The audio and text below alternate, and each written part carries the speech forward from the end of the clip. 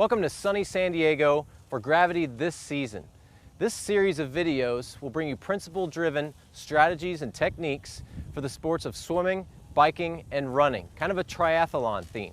So we hope that these videos bring you innovative ways to think about how you're training your clients, whether recreationally or competitively, for any of the following sports. This segment is on running, specifically the lower body. So we're going to look at the lower body's role of function during a run and reiterate what the principles are during a run, what happens when the foot hits the ground. Running is a wonderful activity that a lot of people like to enjoy. If you're in a triathlon, it's the last part of the race, so you're already spent and you're having to run. So with older people, we'll talk about absorbing force and propulsion. Just up front, I want to say that there are studies that indicate that as we get older, we absorb force. There's a higher force plate at impact, and we propulse. There's less propulsion. So that's kind of a bad equation. If you're absorbing more force and you're propulsing less, that's a bad equation, and you end up with some of these overuse injuries or pain, lumbar pain, knee pain, hip pain, foot pain, shoulder pain, any type of pain. When we run, the foot hits the ground. Obviously, a lot of there's a flight phase in running, and it's usually a one-legged sport, meaning that there's one leg on the ground, and we'll talk about what the other leg is doing as well. When the foot hits the ground, the key thing to know is that everything changes. We've got ground reaction force. It depends on what type of terrain we're on. We're dealing with momentum of mass. We've got ground reaction force. It's a whole body movement. There's a lot of momentum. It's very three-dimensional. We'll talk about in sync and out of sync, meaning that our shoulders are going to be going in the opposite motion as our pelvis, and that creates a lot of propulsion and loading through the hip flexors and abdominals. So similar to walking, the foot is hitting the ground, except there's a flight phase. Now, we have sprinting, we have long distance running, we have trail running. There's a huge wide variation of ways to run. There's different stride lengths, lots of variations. So we're just going to focus on kind of your average jog, your average run. Hopefully everything kind of makes sense. The first thing I want to say is there are really no right or wrong ways to run. Everything comes down to the individual. Everybody's built differently. People have different bone lengths, different muscle lengths, different muscle mass. Everything's different, so there's no one right way to run for everybody. There are some common denominators, meaning that you do want to make sure that your abdominals are working, you want to make sure that your butt's working, you want to make sure that your foot's hitting the ground, and keep things kind of sequenced in the right way so that you're efficient. The moment you start to tweak something and you become inefficient, then you start to run out of gas, you start to run into some joint pain. So today's program is our strategy from those principles is going to be to avoid those overuse problems. So we're going to again tweak into 3 planes. We're going to tweak speed, we're going to tweak range of motion, we might add load here, we might tweak something here. It's just all about having happy joints. We want our clients to have happy joints so they can enjoy the sport of running over the lifetime. With our techniques now, from our principles and strategies, we'll get into using the GTS as a modify, and Nicole, of course, as our athlete. So we're going to go into some plyometrics, we're going to go into a little bit of lunging, might add a little bit of tubing, and then we'll go through perhaps a little stretch routine if we have time, and kind of look at some new ways to use the GTS. Our first technique, our first thing to look at is, I'll try to summarize this so we don't get too off on a biomechanical tangent, but when you are running and your foot hits the ground, the job of the lower leg, the calf, some of the muscles, the lateral and medial calf, the hip, and the quad, all are there to help you absorb that force. This is what we're going to be focusing on during this video. So a quick little review is that when the foot hits the ground, you get a triplane stimulus up, all the way up into the hip, all the way up into the shoulders, because when your foot hits the ground, you get an internal rotation of the tibia, which internally rotates the femur, which turns the butt on in the transverse plane. In the sagittal plane, your foot hits the ground, you obviously go through dorsiflexion, which flexes the knee, which helps the hip flex, which turns on the butt in the sagittal plane. And in the frontal plane, it's kind of tricky to see. We have what's called adduction of the knee, or a valgus force in the knee, which drives the femur in, so we get lengthening in the frontal plane in the glutes. Big muscles in the back, there's a lot of mass back there. That's what it's for, absorbing force. So we're gonna take a look with Nicole here in a lateral or a side-lying squat. And I'll have you face this direction actually so they can see your calf. Nicole likes to show off her sunny side, right? Is that how is that what we call it? So what we're gonna do is focus on a unilateral squat. We'll tuck this leg behind, or you can put it up front, either way. And I'm gonna bring your foot all the way back onto the squat stand. Now what I'm watching for here is, everybody knows how to do a plyometric squat. We're just gonna be looking at different emphasis points. So we've got her at a low angle. You can bring it up to a higher angle. We're just using it today so that you can really she can focus on a lot of repetitions. So it's all I'm gonna have her do. And before we do this, I'm gonna adjust this squat stand actually. I'm gonna lower the squat stand down to the number 1 position so that we can keep her foot in alignment with her hip so we don't get a lot of crazy forces. Now it's all we're gonna do is I'm gonna have her start jumping.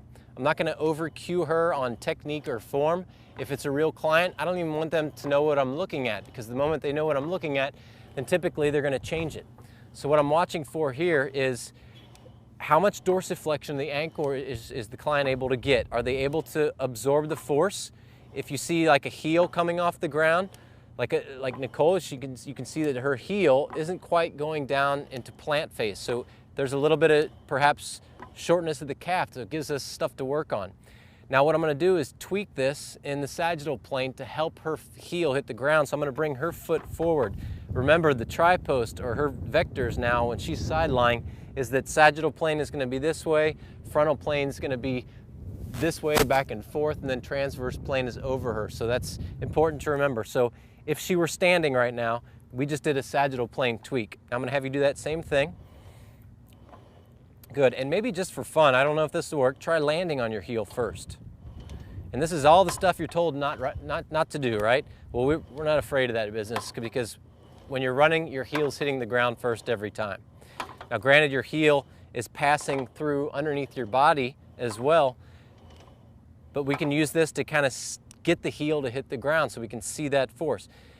That gives her success. The heel hits the ground, the heel stays down, and she absorbs that force. The moment I bring her foot into the posterior vector of the sagittal plane, I just wanted to say that because it sounded cool. Now we're taking away from her calf. So now her calf's gonna really have to stretch to get down. We'll have you just do that same thing, just kind of jumping up and down. And of course, I'm doing all the traditional stuff, or conventional, where I look to see hip, knee, and ankle all lined up nicely. But this is really forcing her to lengthen that calf. It's almost like a side step.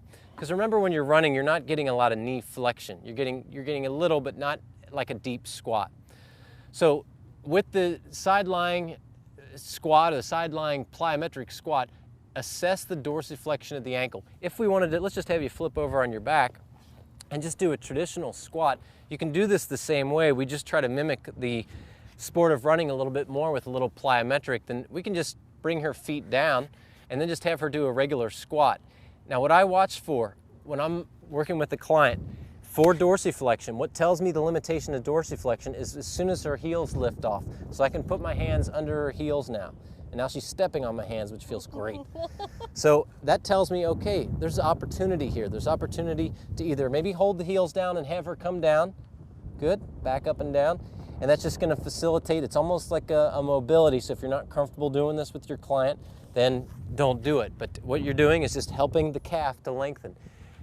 Now, from your training, you probably know that you can tweak the transverse plane with internal external rotation, or tweak sagittal plane. If she brings her feet up a lot higher, then she's not gonna get as much dorsiflexion. So as she comes down, you can see this angle isn't nearly as strong as when she comes way down here. So that's an easy way to find success, find where they're good, and stick with it and grow from there. Okay, so that's kind of the squat, the side-lying squat, whichever you want to call it. Somehow assess their ability to dorsiflex. The next is going to be what we call a reverse lunge. And what that means is we're going to take off this squat stand. I'm the trainer and my client's paying big bucks, so I'm going to do all the dirty work for her. And we're going to have her just turn around, just do a reverse lunge, and I'm going to grab some extra stuff that I like to throw into the mix. And here we're gonna do just a reverse lunge, and this is the same concept, is stimulation from the ground up, so we're getting that ground reaction force. It's not a heavy impact like running, but it's still some of the basic movements, dorsiflexion, hip flexion, knee flexion. Now, how can we tweak that? We can tweak all the planes. So if I look at this particular plane and I want to go frontal, I might have her just hop out with the right foot a little bit and just do that same thing. How's that working with the skort you got on? Is that comfortable? All right. So you've got, and then you can come to narrow, which gets a little bit trickier because now there's less base of support. If their feet are like this, it's less base of support than this. So I watch for dorsiflexion, I watch for alignment of the knee, I watch for the hips. Everything's designed to absorb force there. Now we go a transverse plane tweak, and switch legs, and we'll just do an external rotation. And remember, when you do that, to still maintain a nice line, the knee going right over the toe. Kind of goofy, but again, it's going to stretch a little bit more of the calf out on the outside or the lateral port. It's right over to internal rotation, same concept. Now, the other things we can do with this lunge is we've got lots of variations. First of all, we can change the range of motion. So I can have her just work a smaller range of motion or a larger range of motion. So maybe to mimic more like running, we're going to go with a quick. We're going to change the speed and the range. So she's going to do kind of a quick, small range of motion tweak. There we go.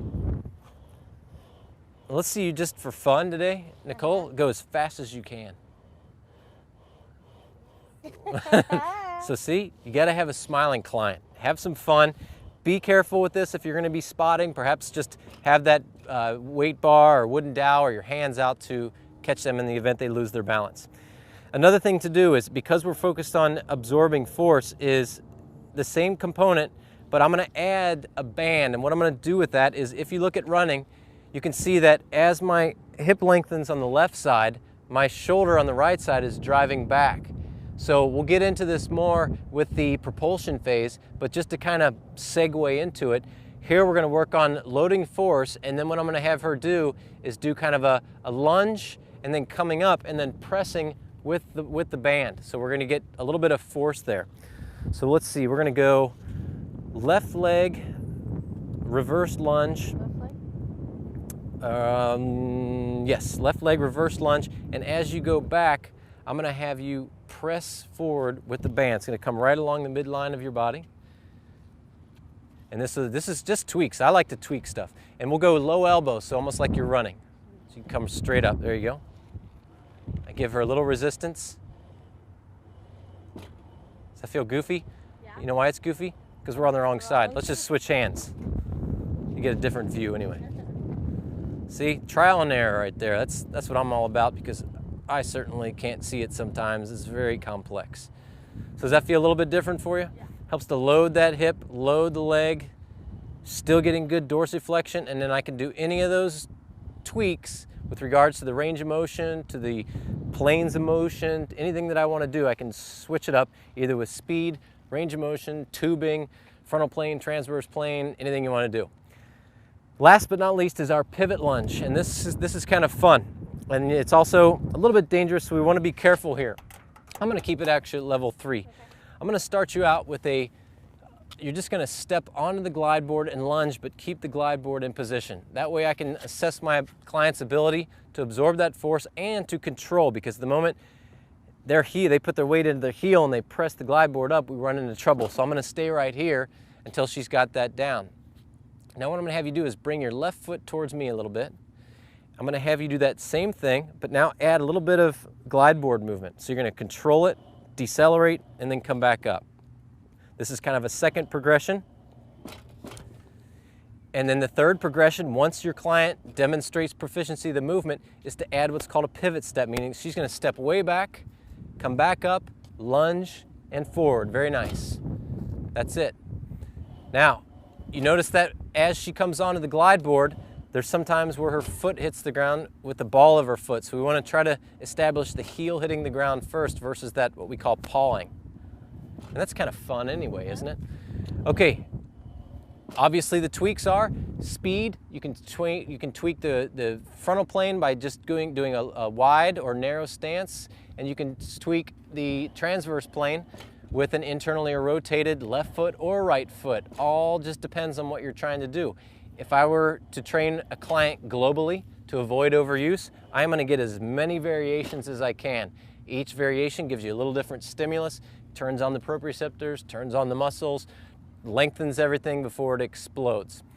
Watch the dorsiflexion, watch the glutes, the ability to absorb the force, and if you're done with this type of exercise, it's always nice to do kind of a stretching routine. We won't cover it today, but you can throw the squat stand on, put a knee on, and just kind of lengthen that hip, lengthen the calf, and then drive in all three planes the arms, frontal plane, transverse plane, and sagittal plane. And one more tweak to that pivot lunge. She's going off for a run. Look at that alignment, perfect. With the pivot lunge, as you're going through your pivot lunge, you can also add arm drivers. So you can drive the arms in the transverse plane, you can drive them in the sagittal plane, and you can drive them in the frontal plane. Each one of those, through chain reaction biomechanics, sends a different stimulus down the body, so when the foot hits the ground, the upper body helps or assists in gaining torque through the rest of the body and will help your runner be able to enjoy the sport of running forever and ever and ever.